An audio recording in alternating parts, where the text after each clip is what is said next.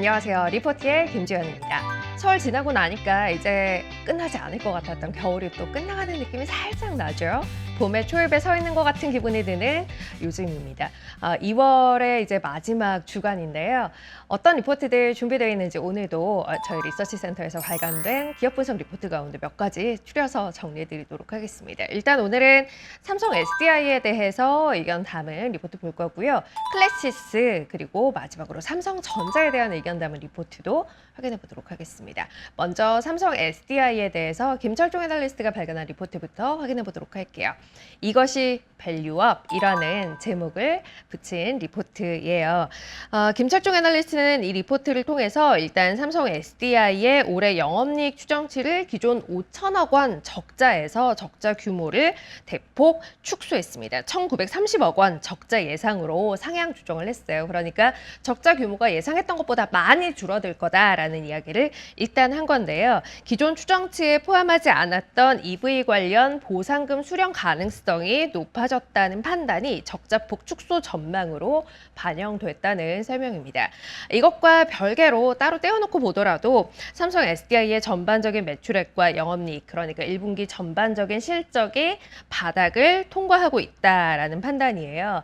요인들을 보면 ESS 실적의 개선이 지속되고 있고 또 원통형 수요와 가동률이 개선되고 있고 유럽으로 들어가는 중저가 EV향 신규 프로젝트가 2분기에 시작됐고요. 원재료 판가 스프레드도 개선되고 있는 상황입니다. 때문에 매출도 영업이익도 모두 다 바닥을 통과하는 쪽으로의 흐름을 보여주고 있다라는 이야기이고요. 지금 말씀드렸던 부분들은 실적의 플러스 요인이 되는 것들인데요. 여기에 더해서 많은 플러스 요인과 함께 마이너스 요인이 줄었다라는 것도 긍정적으로 봐야 하는 부분이다라고 이야기를 했어요.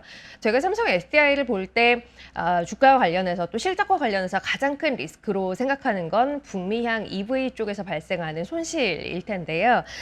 관련해서 보면 이 삼성 SDI 경우에는 이미 작년 하반기부터 이 북미 EV 쪽으로의 출하량이 사실상 제로에 수렴해 있다라고 이야기를 했습니다. 때문에 EV로 인한 추가적인 실적 추정치 하향은 제한적이라는 점, 그러니까 북미 EV 쪽에서 발생하는 실적에 있어서의 마이너스 요인은 이미 다 반영을 했기 때문에 추가적인 마이너스 요인은 발생하지 않을 것이라는 점 역시 긍정적으로 봐야 한다라고 이야기를 하고 있습니다. 여기에 SDC, 그러니까 삼성 디스플레이 이 지분 매각 이슈 역시 주목해야 한다라고 재차 강조를 했어요.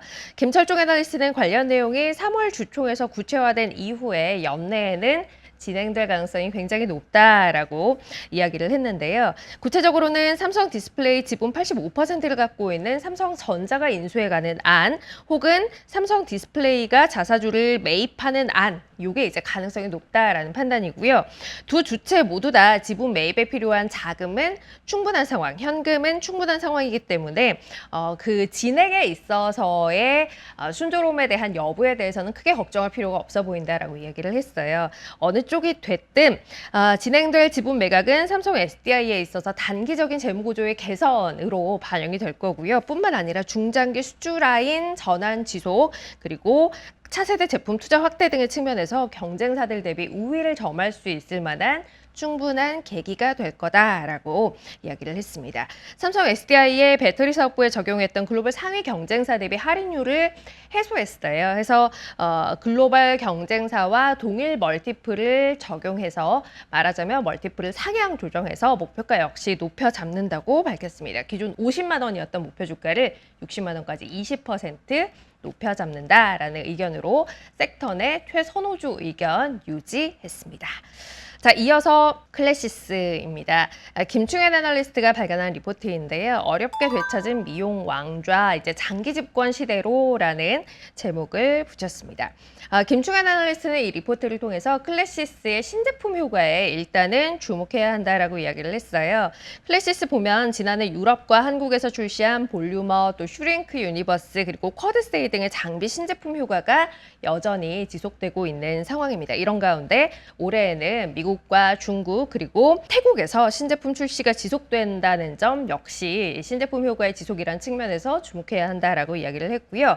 장비 신제품 출시 같은 경우는 일회성 매출 발생으로 끝나는 게 아니라 여기에 들어가는 소모품 매출이 지속적으로 발생되기 때문에 앞으로 이어지는 실적에 있어서의 성장으로 기대를 할 수 있을 만한 부분들이 있죠. 해서 소모품 성장까지 고려할 때 신제품 출시를 통한 20% 이상의 유기적인 성장에 대해서 기대를 할 수 있을 것 같다라는 부분 리포트에서 일단 이야기를 했고요. 여기에 더해서 올해 브라질 유통사 인수에 따른 효과가 더해질 걸 생각한다면 매출은 연간 40% 그리고 조정 에비타는 28% 성장해서 52.3%의 높은 마진율을 기록하게 될 거다라고 이야기를 하고 있습니다. 신제품 효과는 이게 올해로 끝나는 부분이 아니에요. 내년 보면 미국과 중국 그리고 유럽 또 브라질 등의 주요 지역에서 신제품 출시가 예정돼 있는 상황이고요. 한국에서는 내년에 3세대 슈링크 그리고 내후년에는 2세대 볼류머 출시가 예정돼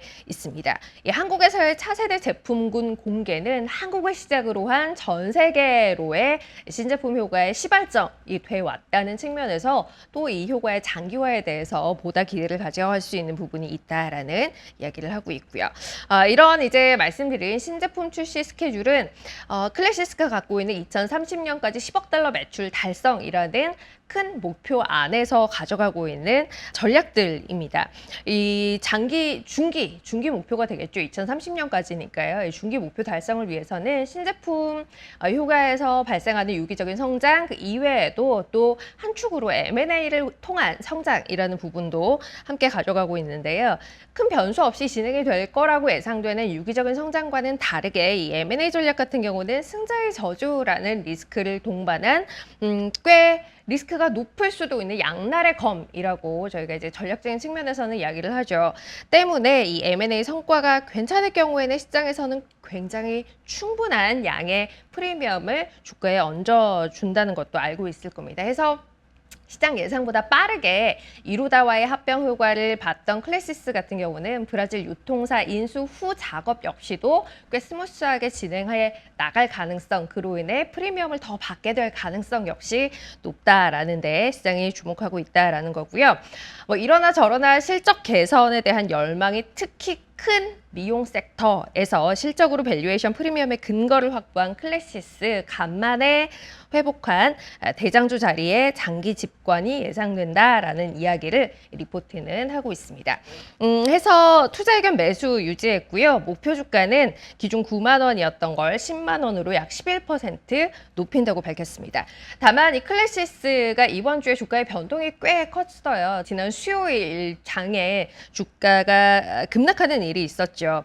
오전 중이었습니다. 수요일 오전 중에 최대 주주인 사모펀드 운용사 베이는캐피털이 지분 약 8%, 약 3,100억 원 규모를 추가로 블록딜로 매도한 영향이었는데요. 주당 매도 가격은 전일 종가에서 11%가량의 할인한 6만 원으로 알려졌습니다. 이날 주가는 이 11% 블록딜 할인 가격을 반영한 거의 그 정도 수준의 낙폭을 보였어요. 김충현 애널리스트는 이에 대해서 블록딜 이슈로 블록딜 할인율만큼 주가가 하락하긴 했지만 여전히 펀더멘털에 대해서는 달라진 부분이 없다라는 내용의 코멘트를 내기도 했다는 점 참고 삼아 이야기 드리도록 하겠습니다. 자, 마지막은 삼성전자에 대한 리포트입니다. 삼성전자에 대해서 김영원 애널리스트가 리포트 발간했는데요. 다시 기술의 삼성이라는 제목을 달고 있습니다. 김영원 애널리스트는 이 메모리 계약 가격이 최근에 다시 상향 기조로 전환됐다는데 가장 주목했습니다. 이를 반영해서 평균 판매 단가 ASP가 1분기 디램의 경우에는 전분기 대비 45%, 낸드 역시 45% 상승할 거라고 봤고요. 요건 이제 기존 전망치 대비 각각 13%포인트 그리고 5%포인트 상향 조정한 가격 전망입니다. 이걸 이제 반영해서 1분기 매출은 전분기 대비 26%, 영업이익은 86.2% 상승할 거다라고 전망을 했고요. 출하량 전망이 그대로 유지되는 가운데 가격 상승에 따른 영업 레버리지가 발생하는 만큼 반도체 사업을 영위하는 DS 부문 영업이익 마진도 4.4%포인트 상향한 무려 50% 이상 53%가 될 거라고 내다봤습니다. 이게 이제 1분기 전망이고요. 올해 연간으로 봐도 메모리 가격 강세를 반영해서 평균 판매 단가 ASP 상승률을 기존 대비 D램의 경우 56.1%포인트 그리고 낸드의 경우 36.1%포인트 상향 조정했습니다. 이걸 반영해서 매출은 전년 대비 68.4% 그리고 영업이익은 무려 419% 성장할 거라고 전망을 했고요. 일단 전체 그림은 의심할 것 없이 메모리 가격 강세로 인해 실적이 특히 마진이 비약적으로 성장하는 구간입니다. 여기에 김영건 애널리스트는 지난주에 열렸던 반도체 분야 최고 권위 학회이죠.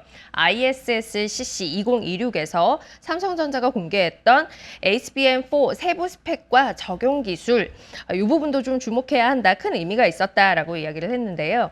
대역폭 확장을 구현했고 칩 내부의 테스트 회로를 내재화해서 대고객 신뢰도를 높였다는 점. 이 기술적인 진화는 결국 메모리와 파운드리의 시너지로 나타나고 있다는 점, 다시 기술의 삼성이라는 제목으로 다시 한번 강조했습니다. 업황 말할 것 없이 워낙 좋은 상황이고 그게 이제 가격에도 반영이 되고 있는 상태이죠. 여기에 자체적인 기술력까지 못지않게 갖추고 있는 삼성전자이기 때문에 목표가는 최근의 흐름을 반영해서 다시 또 상향 조정한다라고 이야기를 했어요. 이번 리포트에서 삼성전자의 목표 주가 11% 이상 상향 조정을 했는데요. 메모리 사업부 적정 기업 가치 1,530조 원 포함한 회사 적정 기업 가치 1,725조 원으로 산정을 했고요. 목표가는 기존 24만 7천 원이었던 걸 27만 6천 원으로 11.3% 높인다고 밝혔습니다. 투자 의견은 여전히 매수 유지했고요. 김영건 애널리스트는 이 리포트에서 삼성전자 이외에도 SK하이닉스에 대한 의견을 또 함께 담았는데요. 글로벌 반도체 수익성 1위 임박이라는 제목으로 목표가를 상향 조정했습니다. SK하이닉스에 대해서도 가격 상승 효과로 인해서 반도체 업계 1위 수익성 달성이 가능해진 상황이다라는 부분 특히 주목했고요. 올해 영업이익 추정치를 185조 원으로 25% 상향 조정했습니다. 이를 바탕으로 해서 기존의 하이닉스 목표가 137만 원 제시했던 부분이에요. 154만 원으로 12.4% 높인다고 밝혔습니다. 자, 이렇게 해서 이번 주 준비한 리포트들 모두 다 소개해드렸습니다. 이제 2월 마무리하고 3월에 뵙겠어요. 3월 새로운 봄 기운이 느껴지는 달에 다시 인사드리도록 하죠. 그럼 좋은 한 주 보내세요.